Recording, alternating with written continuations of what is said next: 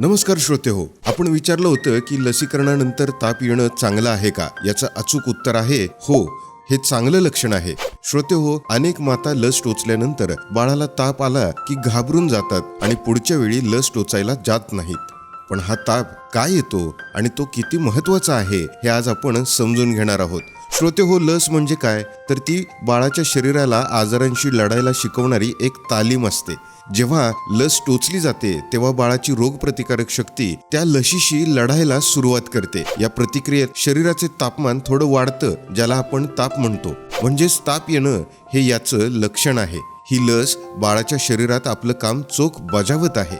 त्यामुळं ताप आल्यावर घाबरण्याऐवजी बाळाची प्रतिकार शक्ती तयार होत आहे हे लक्षात घ्या. श्रोते हो, अशा वेळी या 3 गोष्टी नक्की करा.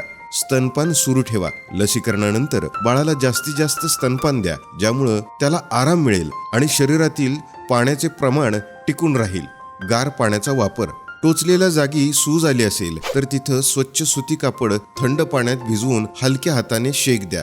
आणि हे लक्षात ठेवा की कधीही बर्फ थेट त्वचेला लावायचा नाही. तिसरं म्हणजे औषध उपचार. डॉक्टरांनी किंवा आशाताईंनी दिलेल्या तापाच्या गोळ्या किंवा औषधं हे वेळेवर द्या.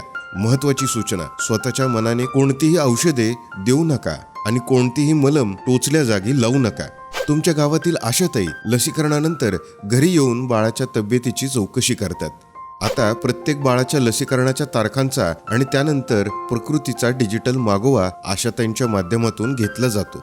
श्रोते हो, प्रश्न क्रमांक 20चे सर्वात पहिलं अचूक उत्तर देऊन विजेता व्हायचं असेल तर आत्ताच चॅनलला सबस्क्राईब करा आणि त्या शेजारील बेल आयकॉन नक्की दाबा. यामुळे नवीन प्रश्न येताच तुम्हाला सर्वात आधी नोटिफिकेशन मिळेल. कमेंटमध्ये तुमचे नाव आणि जिल्ह्याचे नाव लिहायला विसरू नका. सुरक्षित राहा, निरोगी राहा. धन्यवाद.